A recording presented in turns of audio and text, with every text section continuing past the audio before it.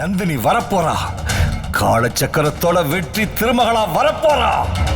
20 வருஷமா பறிகொடுத்திருந்த பொக்கிஷம் திரும்ப கிடைக்கிறப்போ அத ஓ சன்னிதானத்துல வச்சு பார்க்கணும்னு தான் நான் இப்ப நீ குடியிருக்கிற இடத்துக்கே வந்திருக்கேன்.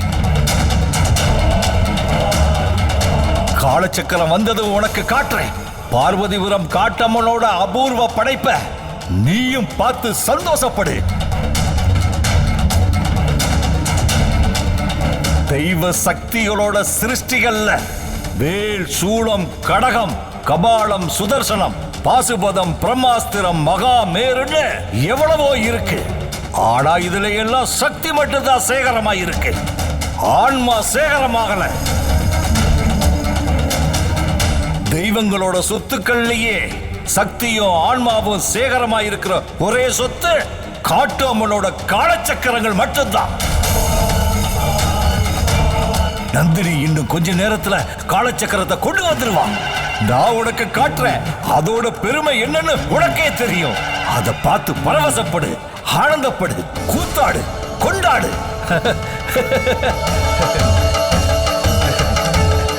வந்துருவா வந்துருவா நந்தினி இப்ப வந்துருவா.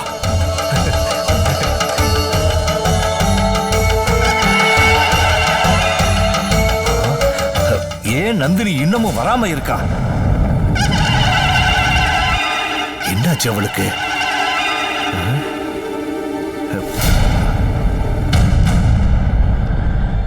ஒருவேளை என் பொறுமையை அவ சோதிச்சு பார்க்கிறாளா? காலச்சக்கரத்தை பார்க்கறதுக்காக நான் தவிக்கிறத பார்த்து ரசிக்கிறாளா?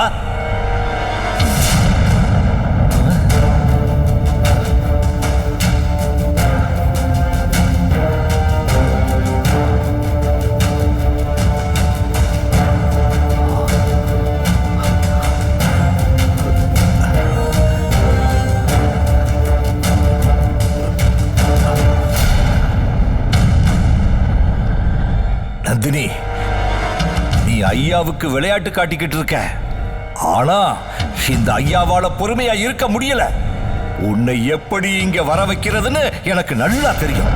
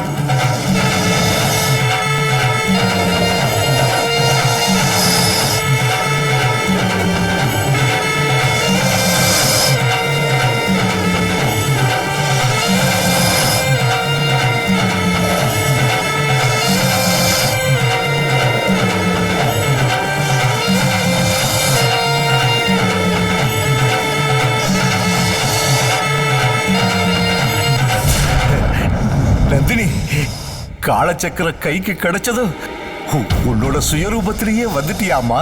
ரொம்ப சந்தோஷம், ரொம்ப ரொம்ப சந்தோஷமா. இன்னைக்கு எனக்கு மறுஜென்ம கிடைச்ச மாதிரி இருக்கு. நந்தினி, நீ ஆடுன வேட்டையில பழி விழுந்துருச்சுன்னு பேப்பரை பார்த்து தெரிஞ்சுக்கிட்ட. இப்ப காலச்சக்கரத்தை பார்க்கறதுக்காகத்தான் துடிச்சுக்கிட்டு இருக்க. கொண்டா, காலச்சக்கரத்தை கொண்டாமா. ஏமா தயங்குற? காலச்சக்கரத்தை கொடு நந்தினி. நம்ம காட்டம்மனோட பெருமைய இந்த நாட்டம்மனுக்கு காட்டுவோம். காலச்சக்கரத்தை எடுக்க முடியல.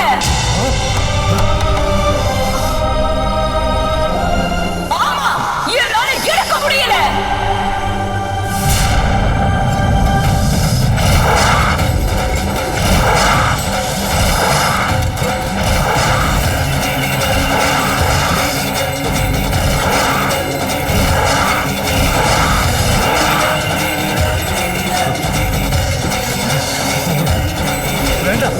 வேண்டாமா, வேண்டாம் நந்தினி.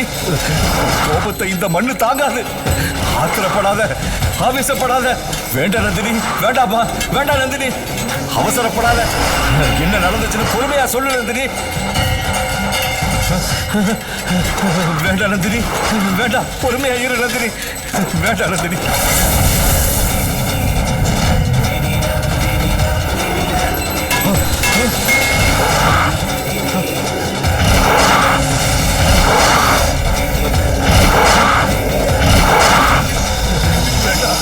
வேண்டாம், வேண்டாமா, உடம்புல காயப்பட்ட போது வேண்டாமா, வேண்டாம் நந்தினி.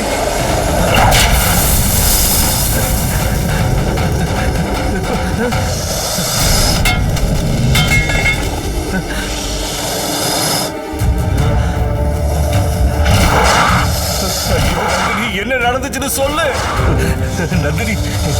ஏமா இவ்வளவு ஆத்திரப்படுற? பழி வாங்க வேண்டிய பாவிங்கள்ல ஒருத்த உயிரத்தான் நீ எடுத்துட்டேல்ல.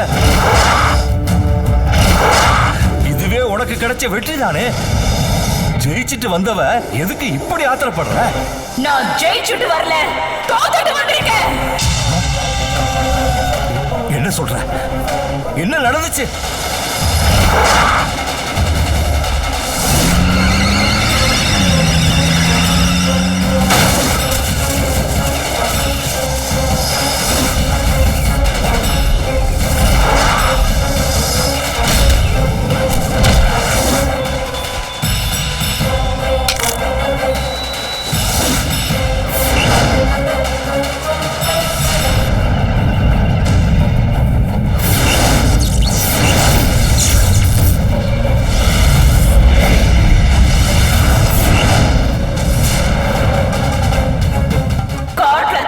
அவனை ஹாஸ்பிட்டல்ல வச்சு கொன்னுட்டேன்.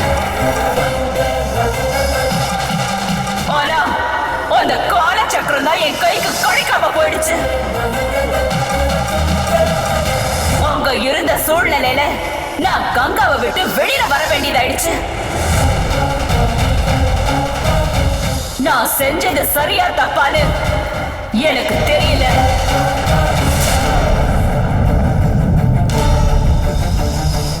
ஆனா சூழ்நிலை என்ன அப்படி செய்ய வச்சிருச்சு. கங்காவையும் என்னையும் யாராலையும் பிரிக்க முடியாதுன்னு சவால் விட்டு இருந்தேன். ஆனா அது பொய்யா போயிடுச்சு. கங்கா என்ன விட்டுட்டு போயிட்டா. இப்ப அவ எங்க இருக்காளோ, எப்படி இருக்காளோ?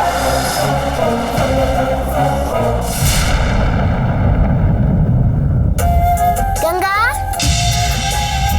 கங்கா,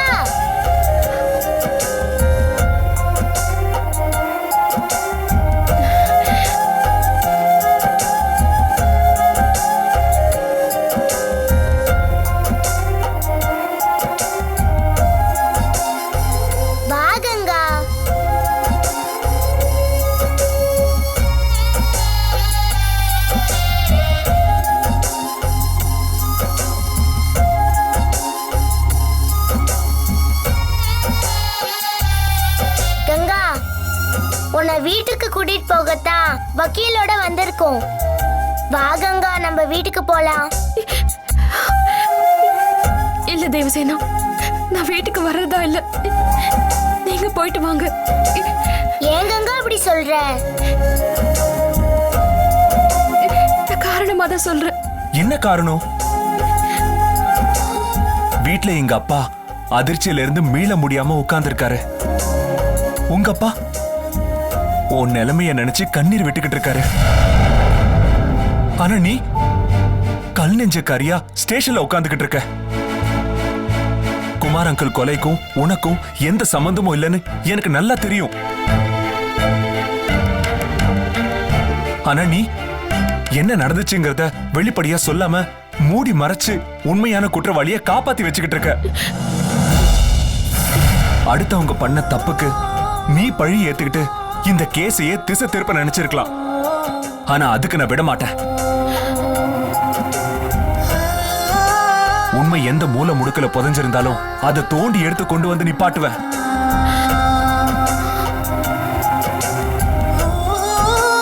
நானா கண்டுபிடிக்கிறதுக்குள்ள நீயே உண்மையை சொல்லிடு. என்ன நடந்துச்சு சொல்லு கங்கா. எதுக்காக நீ பழிய சுமந்துகிட்டு இருக்க?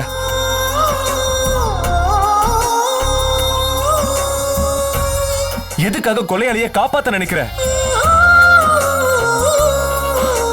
பயப்படாம சொல்லு, தைரியமா சொல்லு. யார் கொலை பண்ணது? நான் தான் கொலை பண்ணேன்.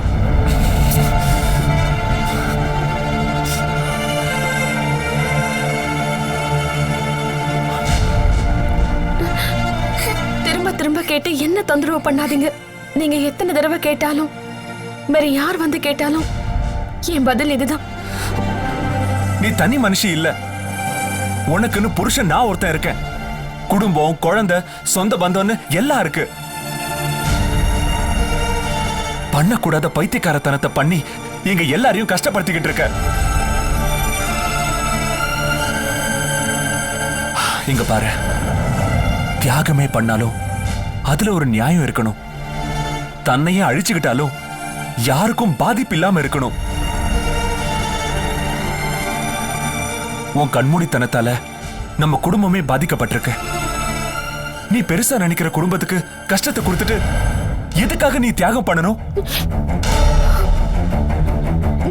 என்னமோ வார்த்தைக்கு வார்த்தை எங்களுக்காக தான் வாழ்றேன்னு சொல்லுவியே, இதான் நீ வாழ்ந்து காட்டுற லட்சணமா?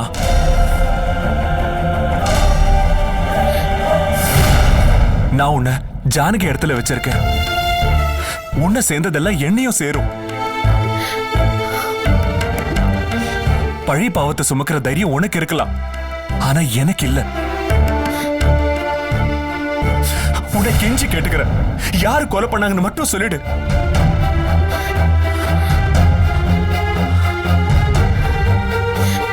நான் தான் கொலை பண்ணேன்.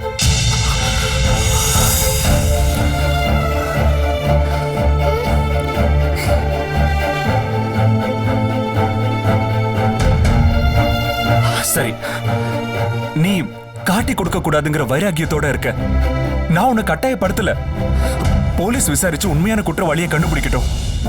நீ ஜாமீன்ல வீட்டுக்கு வா, நாம வீட்டுக்கு போலாம். நான் வீட்டுக்கு வர்றதா இல்ல. தயவு செஞ்சு என்ன கஷ்டப்படுத்தாதீங்க. நான் இங்கே இருந்துடுறேன். என்னை இப்படியே விட்டுருங்க. கங்கா, நான் இது வரைக்கும் உங்க மனைவியா எதுவுமே கேட்டதில்ல. இப்ப கேக்குறேன்.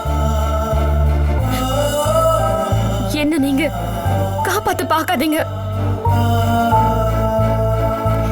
என்னை வெளியே எடுத்து வீட்டுக்கு கூட்டிட்டு போக நினைக்காதீங்க. என்னை இப்படியே விட்டுருங்க. அதுதான் உங்க எல்லாருக்கும் நல்லது. இனி இந்த விஷயமா என்னை பார்க்கவே வரக்கூடாது. இது ஏன் மேல சத்தியம். இத ஒரு வரமா உங்ககிட்ட எதிர்பார்க்கிறேன்.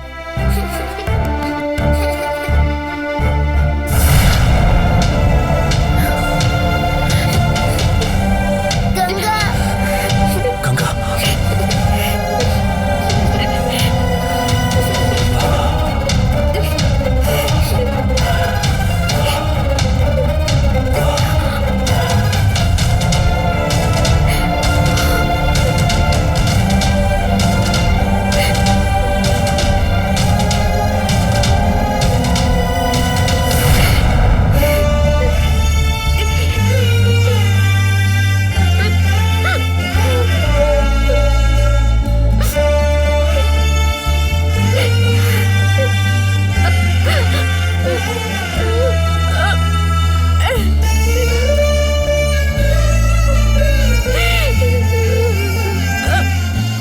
என்ன சார் சொல்றாங்க? வாங்க சார், கிளம்பலாம். அப்பா, நான் கங்கா கிட்ட தனியா பேசணும்ப்பா. அவ தான் சொன்னதே சொல்லிக்கிட்டு இருக்காளே, நீ அவகிட்ட என்ன பேச போற? உங்க கங்கா உங்களை பேசி சமாளிச்சிருக்கலாம்ப்பா. ஆனா என் கங்காவால என்ன பேசி சமாளிக்க முடியாது. ஒரு நிமிஷம் பேசிட்டு வந்துடுறேன்ப்பா. உங்க கங்கா யாருக்கும் எதுவும் விட்டு கொடுக்காதவளா இருக்கலாம். ஆனா என் கங்கா எனக்காக எல்லாத்தையும் விட்டு கொடுப்பா.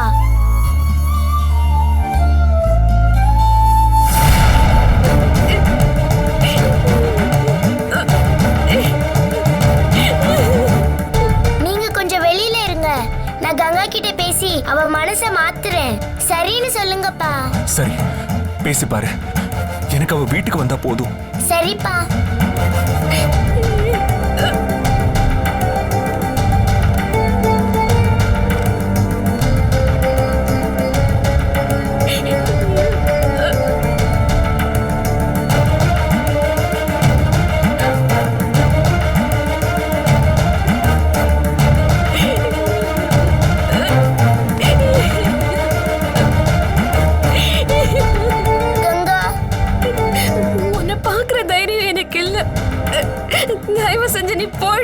சேனா. என்னத்தான் பார்க்க மாட்டேன், ஆனா எங்க அம்மாவை பாப்பல்ல. நிமிந்து பாரு கங்கா.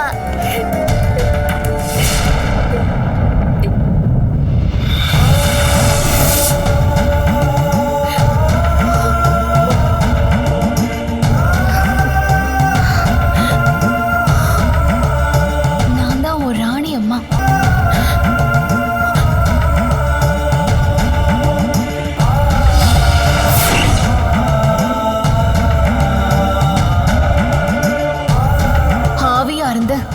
என் குழந்தைகிட்டயும் நம்போதர்கிட்டயும் நந்தினி கிட்டயும் மட்டுமே என்னை வெளிப்படுத்திக்கிட்டேன்னா இப்போ உன்கிட்டயும் என்னை காட்டிக்க வேண்டிய கட்டாயத்துல இருக்கேன். இவ்வளவு நாள் கழிச்சு உங்களை பாக்குறேன். உங்களை இப்படி ஒரு சூழ்நிலையில நான் பார்க்கணும். இந்த சூழ்நிலைய நீயா ஏற்படுத்திக்கிட்டது தானே?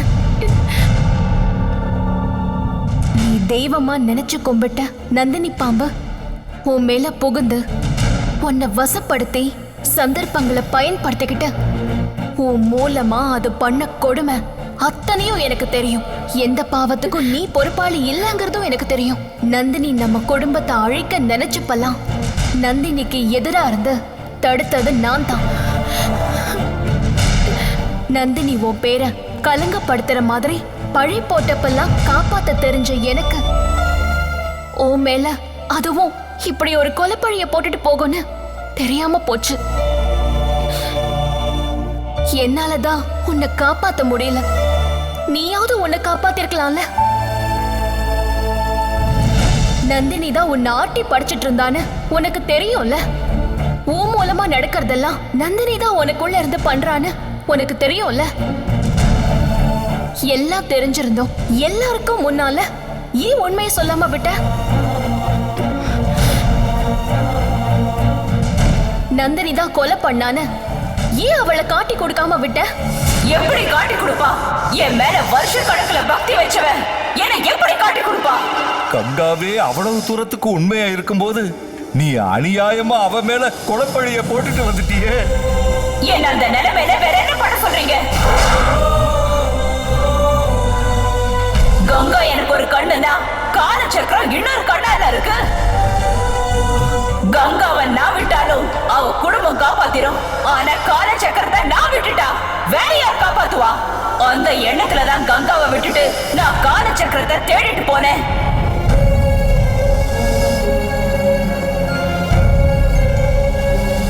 ஆனா கங்காவுக்கு நான் பண்ணிட்டு போன பாவம் காலச்சக்கரத்தை என் கண்ணுல இருந்து மறைச்சிருச்சு.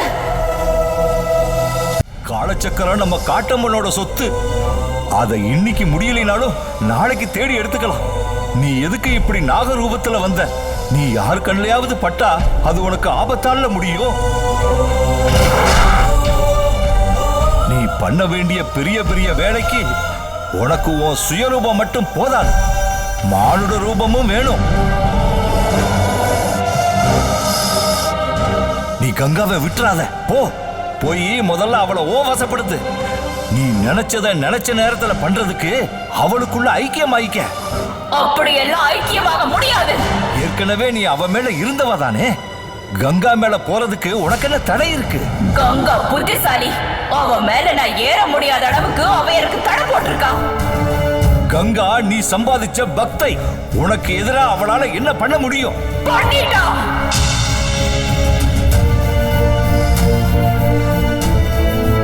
நான் பண்ண கொலைய அவ பண்ணத ஒத்துக்கிட்டு அவ தண்டனையை ஏத்துக்க முடிவு பண்ணிட்டா.